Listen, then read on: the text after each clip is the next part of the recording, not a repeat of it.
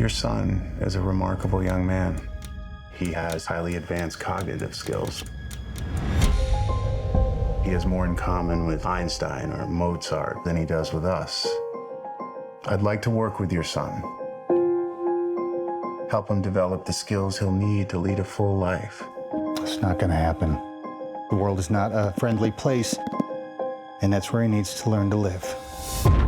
How did you get into financial consulting? How did you get into financial consulting?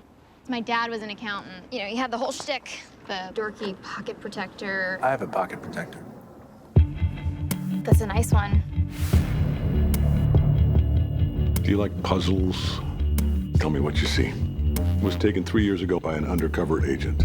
It's the same person. He was spotted in Tehran, Tel Aviv, and Naples. This guy risks his life uncooking the books for some of the scariest people on the planet. Drug cartels, arms brokers, money launderers, assassins. Who survives this kind of clientele? Imagine the secrets this guy has. What are you doing in here? Who are you? You're different. Sooner or later, different scares people. I have difficulty socializing with other people, even though I want to. There's people looking for you. If their secrets get too big, killing you may be the cost of doing business. If you go down this road, you can't go back. Some of my clients are quite dangerous. Why would your clients follow you? You're an accountant. We have to go to the police. Police can't protect you.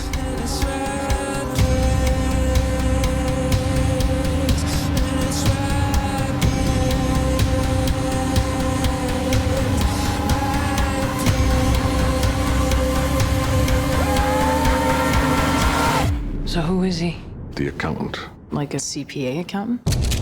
Not quite.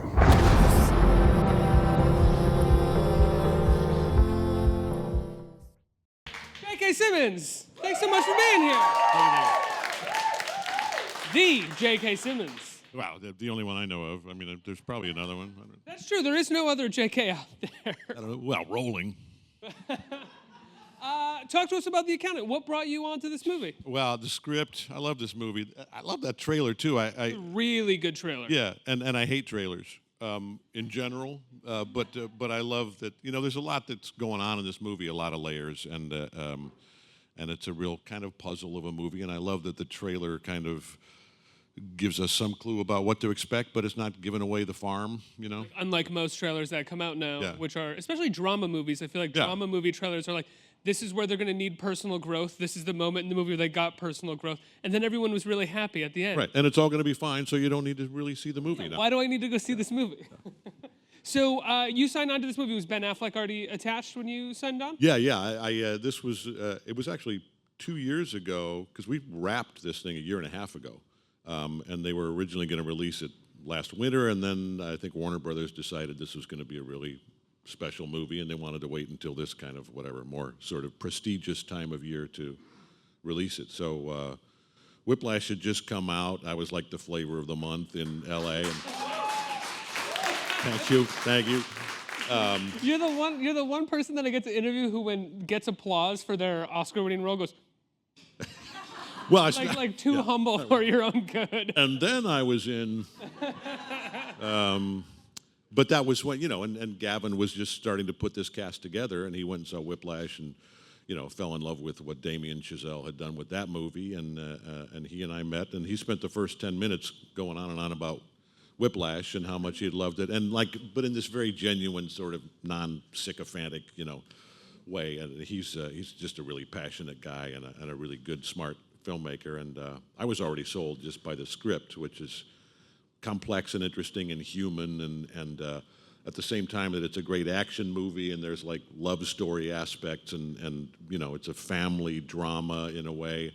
There's a lot going on. There's a lot of genres being sort of blended into this movie. Yeah, and it also has something to say, you know, about you know, I mean, autism specifically, but just sort of how people. You know, people are different, and how people, how we treat people who are a little different than we are. Right. The sort of combat skills that Affleck's character are taught as a child become kind of like a metaphor for the defense mechanisms that those who are different have to put up for themselves later. Right. Yeah, but I think it was also important. One of the things that was important to Gavin, he and Ben like really researched a lot, and they found an example of a guy. They were just with a group of people who were varying places on the spectrum, autism. And one of the guys that was there just sort of having this group chat, so they could glean information from them, was like Gavin referred to him as just being yoked. He was just this stud of a guy that was sort of, you don't think. I mean, one of the things they say, that Gavin and Ben kept saying about people with autism is when you meet a person with autism, you've met a person with autism, and the spectrum is broad, and there's each case is unique, and I think that was meeting that guy and talking with that guy who was like a state champion wrestler, gave them some real sort of verisimilitude for this character who's this kind of super, spy fighter guy. It's like, yeah, there's, this guy could exist. There's precedence for, somebody having extraordinary skills in almost any area. And Ben Affleck does a really good job in this movie of there are elements of what his character is supposed to have that we have seen in autism before, but the way that he plays the role, which is very subtle, very quiet, they become part of one person, as you said, like you've met a person with autism. Yeah, absolutely, and it is really subtle. I just saw it for the second time at the LA premiere, and appreciated Ben's work even more because there is a layer of subtlety and layer upon layer where you see, he's learned how to express himself, like sort of more mainstream people can understand, even though it's not what comes naturally to him to be expressive, or to connect, you see Ben as the character making the effort to do that, which is not something that comes naturally for him. It's a beautiful piece of work. You referred to yourself, jokingly, as the flavor of the month following Whiplash. But I'm curious, as a person of your sort of personality, what did it feel like to you to be the flavor of the month all of a sudden? Well, it was kind of silly in a way, because I've been doing this for a long time, and I spent 20 years here in New York doing theater, and now we've been in LA for a long time, and I've been doing film and TV, and I loved that movie. I loved that it was a great character for me to be able to play, and to do that movie with Damien Chazelle and Miles Teller and everybody was its own gift. And then to get all that attention for it was great. But it was also kind of like I've been here a long time. I've been doing stuff, and to suddenly be sort of thrust into the spotlight like that in a new and different way was.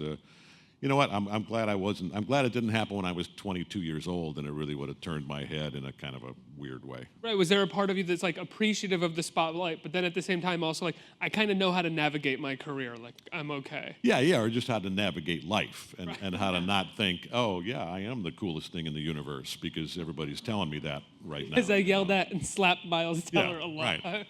Oh, God, I loved slapping Miles Teller. That was How many times did you get fun. to slap Miles Teller? Well, not enough.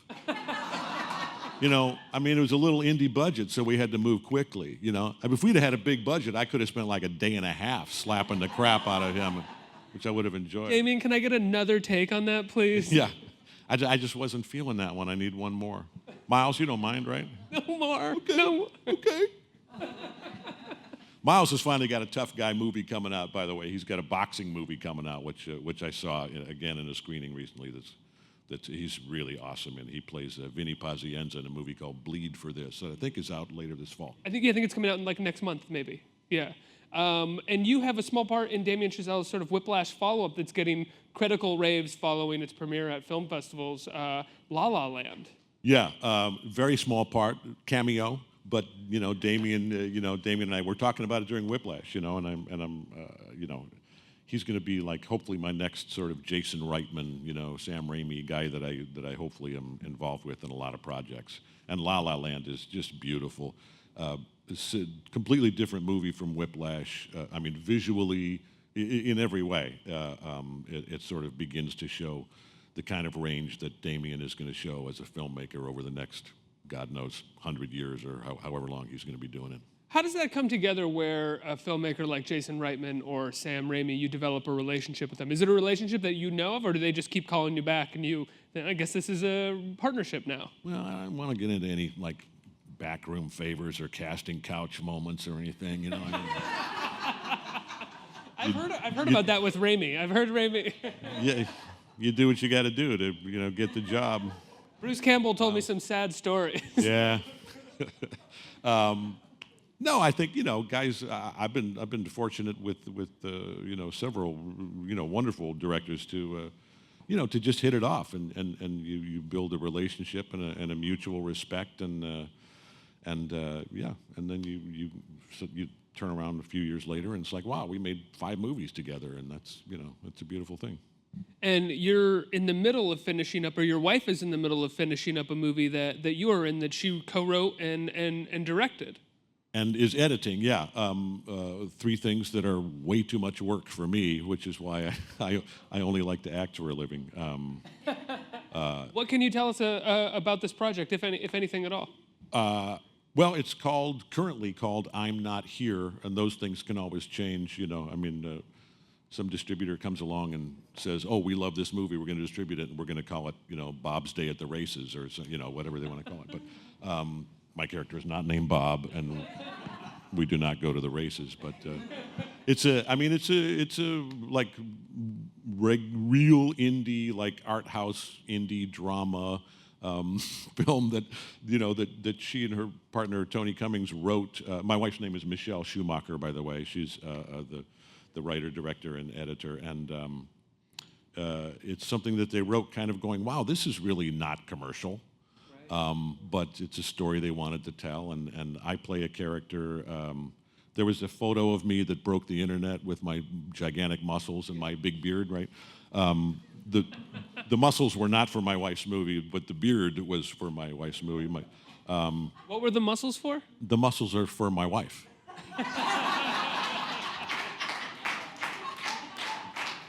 Set up, Spike. Yeah, no, it's nicely done. Thank you. We should probably. Yeah, no. Honestly, it's not for any particular project. I actually got super skinny for her movie because the character was kind of sad and emaciated and just in a very terrible place in life. So I basically spend my portion of the movie crying and puking and bleeding and then Sebastian Stan plays the same character as a handsome young man. It's one of those movies, not unlike The Accountant. It's hard to sort of talk about it, synopsize it or stick it in a genre. It's an interesting, multi-layered story.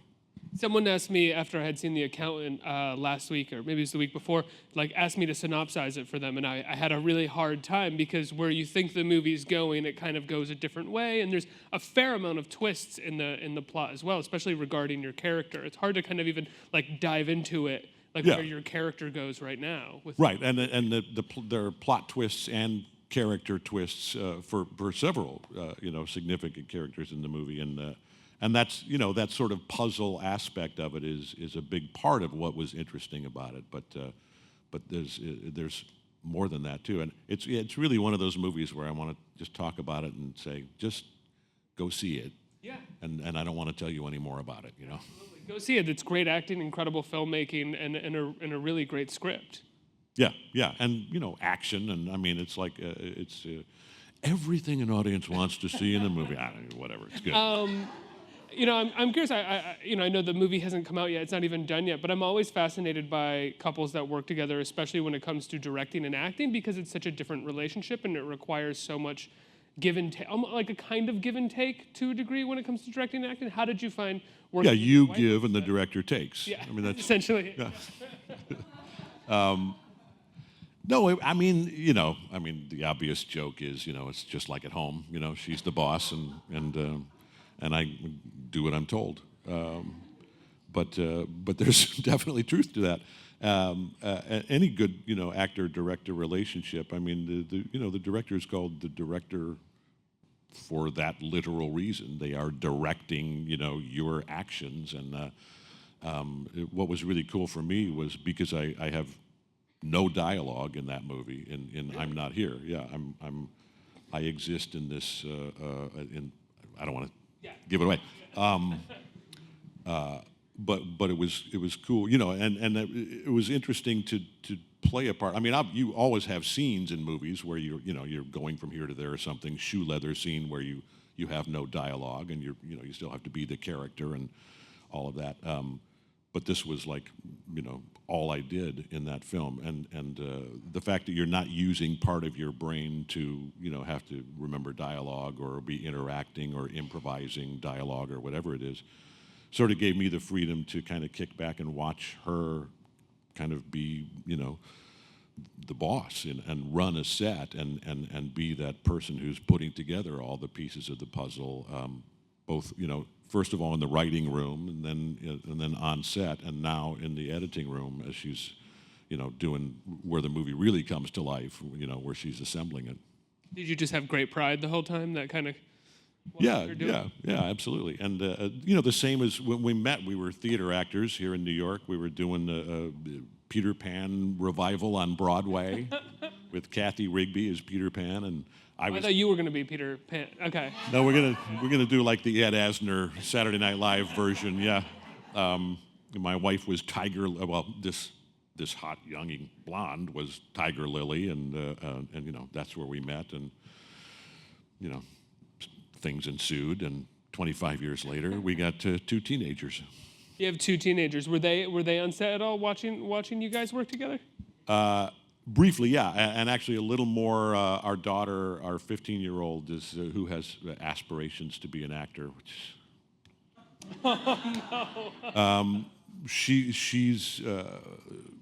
she did some background work in the movie, so she will be, those who know us will recognize her, momentarily, briefly in the movie. And our son is a couple years older. He's a little less interested in show business and much more into music, and plans on being the next Deadmau5 or Skrillex or something, if those aren't antiquated references at this point already. I'm not that old, but even I'm kind of like whatever that generation has for rock stars now, I don't know. Yeah. That's so interesting. One of the themes of this movie, the central themes, is fatherhood and being a good father and being good to your kids. And you have a very pivotal moment in the film, without giving anything away, but a very pivotal moment about fatherhood. Was that something that you were sort of thinking about your role as a father when you were doing that scene or reading the script? There actually was, God, I don't want to give stuff away. There was one take of that movie. I know, I was trying to not. Yeah. one take of a scene in the movie where Gavin, the director, just, and he and I and Ben, certainly have the fatherhood thing in common, and that was, something that always one of the main topics of conversation is, our kids. But there was a moment where he directed another actor to feed me some stuff that was not in the script, that helped really sort of connect. It's actually not the take that ends up in the movie, as is so often the case. You do 7, 8, 9, 10 takes of different sizes in any scene, and that particular sort of pivotal moment in my character's story of the movie, he did that thing where you sort of, you don't know whether to thank him or slap him for providing that extra kind of emotional oomph. Just sort of tap into some sort of insecurity that you didn't really want to bring out. Yeah, that exactly. Day. Yeah. And this isn't going to be your only time working with Ben Affleck, right? You are in the DC universe now, right? Yeah. And again, I'm hesitant to talk about that. Not so much as because I don't want to give away plot spoilers, but because I'm afraid there'll be a bolt of lightning from somewhere because you're not supposed to talk about that, But I guess it's out there now. I am the new Commissioner Gordon. Woo! And Ben which is super cool. And, sort of intimidating. Obviously, a lot of wonderful actors have played that part. It's an iconic character. And, I'm just going to do my best to sort of go back to the comic books and do my take on them. We finished, they just wrapped actually last week, I think, on the first Justice League movie, which will be out in a year. And Do you appear? I guess. Sorry, I don't mean to. Yes, I do appear. Okay, so We're allowed to talk about that. I don't even like acting or asking plot questions to people that are in those movies because it's so like. It's a weird thing to even ask because no one can answer, and I just look like a jerk for being like, Yeah, people just look at you like, like. Can you tell us? Yeah. Well, actually, my first day on set was they had invited some press to sit in the corner and observe with blinders on, just little bits of what was going on. So yes, I am in the movies, and I think the future hopefully is going to include a movie that Ben is going to direct as well as starring in, featuring Batman and also Commissioner Gordon, and maybe more Justice League movies, and hopefully I'll be riding Ben's coattails for the next 5 years. What is it? What do the sets for those DC movies look like? I mean, they have to be just incredibly extensive and massive. Mostly just green. A lot of green screen. There were some pretty cool sets that I was on, but yeah, I mean, you turn around and you're going, oh, it's green. It's green over there too, and it kind of takes you back to the theater days where you have to create the whole fourth wall and all that kind of thing, because there are parts of the set that are there that are like real and really striking and immediately take you into that DC Gotham City world. But then, yeah, lots of green screen. Let's open it up to the audience for some questions. Who has questions? You, sir, have a question. Hey, JK. Thanks for coming out. I just wanted to know, what's the difference working with Ben on the account and in the DC universe? Is there a difference, or does he still act like a director on stage when you're acting with him? Well, I haven't worked with him as a director yet, so really my biggest memory from working together on The Accountant, and again, this is over a year and a half ago, it was during that shoot, and I was kind of in and out. I mean, he's obviously working, virtually the whole movie, and my character came and went. But during one of the times when I was off for a couple of weeks, they asked me to host Saturday Night Live for the first time, and we were working out those details, and I was very nervous and intimidated by that whole process. And then when I was back on the set shooting The Accountant, I was talking about it, and Ben, who had hosted 4 times, 5 times maybe, he was the kind of, because Ben is older and wiser than I am. He was the kind of mentor who was talking me through, here's what to expect, here's what to, don't let this make you nervous, don't let this make you crazy, it'll be fine and you'll have fun. And so we had John Hamm on here earlier this morning. I'll pose the same question to you now that SNL came up. When you were going there, what was the greatest piece of advice that someone gave you going to SNL? Just to trust the process. I mean, they've been doing this for 40 years, so, Lorne Michaels kind of has a clue what he's doing over there. But still, having said that, Wednesday evening comes and you read through all the sketches, 30 sketches that may or may not make it to the air. And I got on the phone with my wife. They were, because we live in LA now, but they were coming out. My wife and kids came out Thursday to spend the whole weekend and see the show and everything.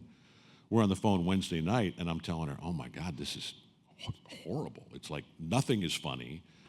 Every sketch I'm in, the character they want me to do, I can't do it. It's it's going to be the worst Saturday Night Live in the history of Saturday Night Live. And then I remembered, oh, that's what Ben said Wednesday is always like.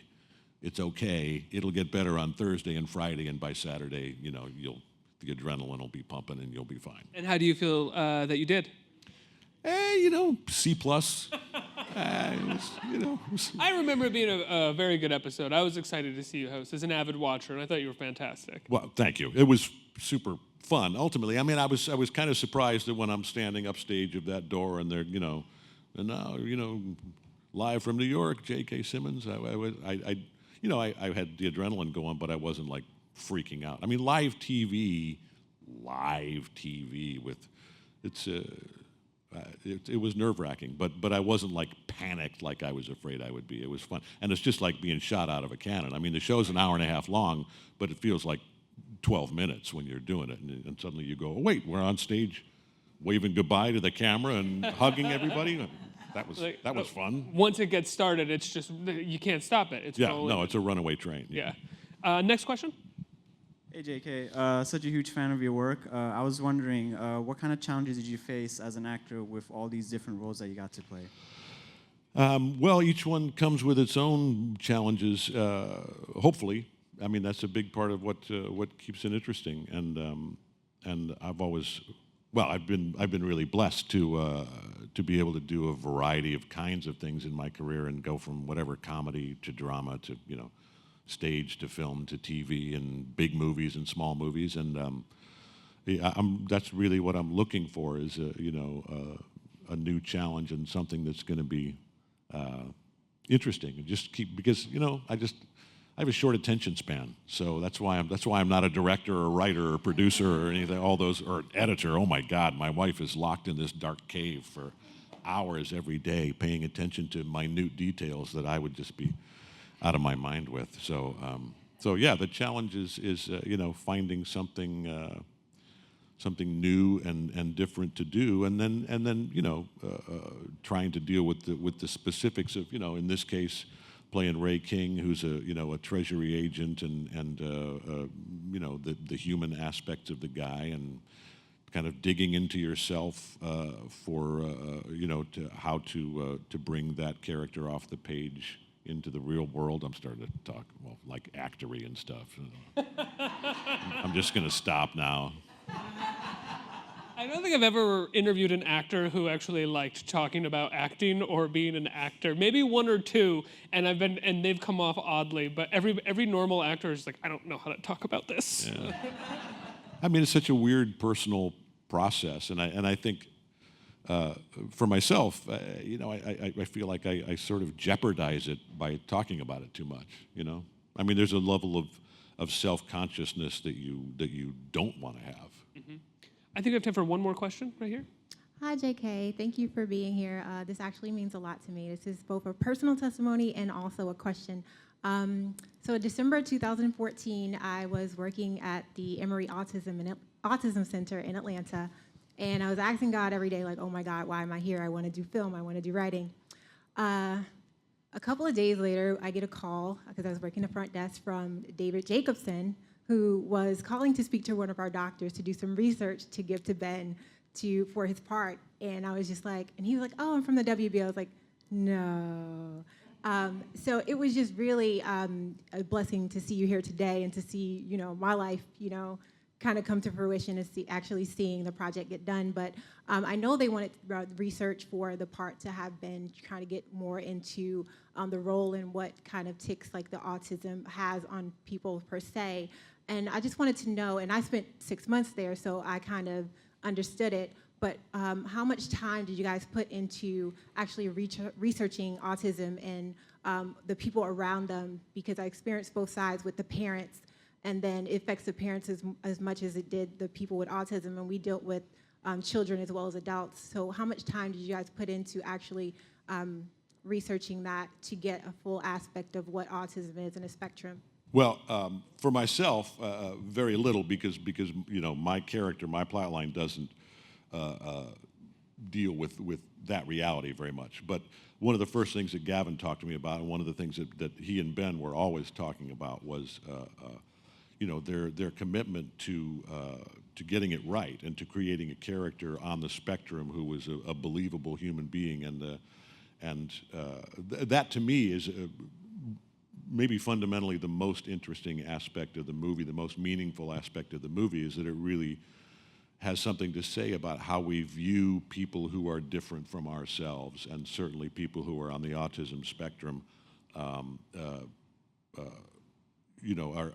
perceived, as different or strange or whatever, and sometimes maybe as less than, which is an important distinction that I think the movie literally makes.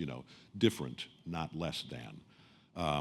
But they spent I have no idea how many weeks and months meeting with people on the spectrum, and there was one episode that Gavin and Ben liked to recount, where they were just meeting with a group of people who with autism, to varying degrees, And one of the guys in that group was this like stud, built, yoked guy, and that was, and who had been like a state champion wrestler, and that was an important connection for them to make, because they were like, we're making a movie about this guy who is on the autism spectrum, is a genius mathematician, which is not all that unusual for people to have extraordinary abilities in one or more areas, but you don't generally think of somebody on the spectrum as being a physical specimen, and this was a great real guy in Atlanta, that they felt like sort of helped them with their concept of bringing a real character to life that's believable. Before I let you go, JK, I'm kind of curious. You've played so many different characters over the course of your career, be them in sort of shooting for 20 days on a movie set or shooting for several years on a TV show. At this point in your career, do you have a character that sticks with you the most, that you think about more than the others, that sort of pops into your brain, maybe their cadence or who they are every now and then, just kind of clicks back in? Not consciously, I don't think so. I mean, whatever is, whatever I'm about to do or whatever I'm in the middle of is kind of what tends to be in my head. And then now, since I was the flavor of the month a couple of years ago, and now that you're still our flavor of the month over. You're still our flavor over here. Sounds odd. Sounds odd. Maybe. Now that I'm asked to come and talk about something that I did a year ago or a year and a half ago, that's an interesting perspective to have too, because this was a long time ago that I was playing Ray King and on set with Gavin every day and putting this movie together with Ben and this extraordinary cast, which includes, by the way, the two boys who play Ben and his little brother as children, and the father. I mean, there's the four names that are on that poster, and then there's Jeffrey Tambor and John Lithgow and all these actors that are well known to audiences, but so many other actors who bring a lot to this movie and have pivotal parts of the story to tell, including a lot of young actors who are just really, really great. Was there a question that I was supposed to be answering? I'm glad that you brought it back to the supporting cast, because I had forgot to mention that, and the supporting cast in this film is incredible, and those two children are those scenes with the father and the two kids are expertly done. They're so beautifully written and directed, and those kids' performances are great. Yeah, and really that's always central to Gavin O'Connor's storytelling and filmmaking is father, son, brother, just family stories about family and love and connection. JK, it's been a pleasure to have you here again. The Accountant opens this weekend, this Friday. Thanks so much, JK, for being here. Thank you.